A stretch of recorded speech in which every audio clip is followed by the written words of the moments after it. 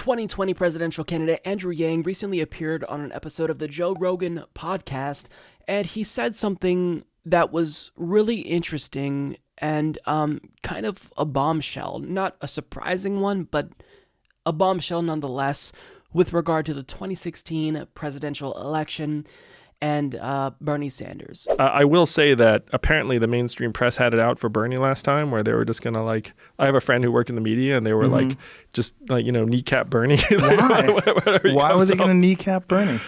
I don't know. It's like there's definitely something going on where certain corporate media companies have certain candidates they kind of want to tip the scales for a little bit, and then people that they want to tip it against. Well, they thought that Bernie was going to get in the way of Hillary winning. Is that the idea?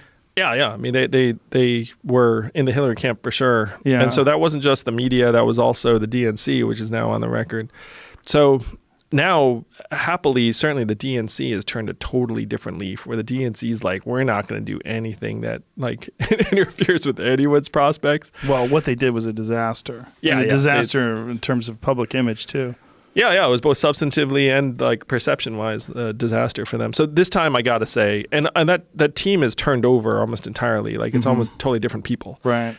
And then the media, we have the sense that they're still feeling out who they're going to try and put the thumb on the scale for.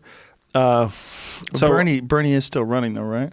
It looks like he's running, yeah. That was interesting, but it's not surprising, and I say that because at this point we all know a lot about what happened in 2016. We know that there was a media blackout of Bernie Sanders.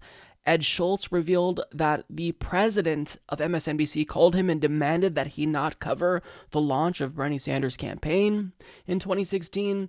And this really, it's not too surprising. There were Clinton operatives on the Clinton machine payroll that were presenting themselves as neutral arbiters or Democratic Party strategists when they were actually shills, literal shills for the Clinton campaign. So we already know that the media bias against Bernie Sanders was prevalent, and it's still going to be an issue that we are going to have to deal with going into 2020.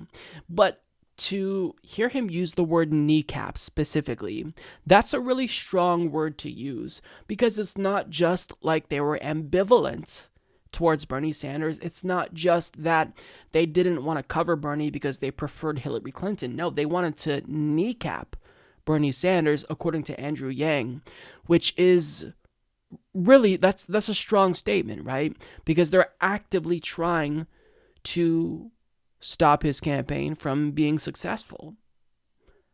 It's not surprising, but I do think that we need to talk about this. I hate relitigating 2016 because it seems like everyone wants to do that. But we need to remind the establishment, essentially, that we still remember what happened in 2016, and we will not allow you to do that again. We're watching every single move you make, and we will not hesitate to sound the alarm, because we're not going to allow you to undermine our will again, because look what happened last time. We got Donald Trump. You rigged it for a candidate who sucked and ended up losing to an orange clown. So it's not going to happen again. We're not going to let you do that again. They're certainly going to try. We already see the Californian Democratic Party moving up their primary date to accommodate Kamala Harris, maybe give her an early pledged delegate lead. So they're already trying to do things to help defeat Bernie Sanders. They're trying to ignore Bernie Sanders, but we're watching them. And this is interesting. I'm glad that Andrew Yang brought this up about a media friend who wanted to kneecap Bernie Sanders, or I don't necessarily know. There's a little bit of confusion.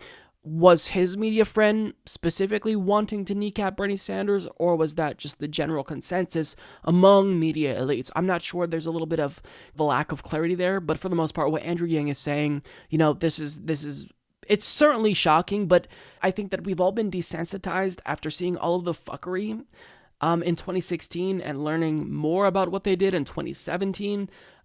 So even if it isn't surprising, I've used that word so many times, I need to think of more synonyms. Even if it's not surprising, this is still important, and I'm glad that he brought this to all of our attentions to remind us that we still need to be vigilant against any shenanigans that will probably ensue going into 2020. Mike is a total loser, so don't hit the subscribe button, okay? And whatever you do, folks, do not hit the notification bell either. Mike treats me so unfairly.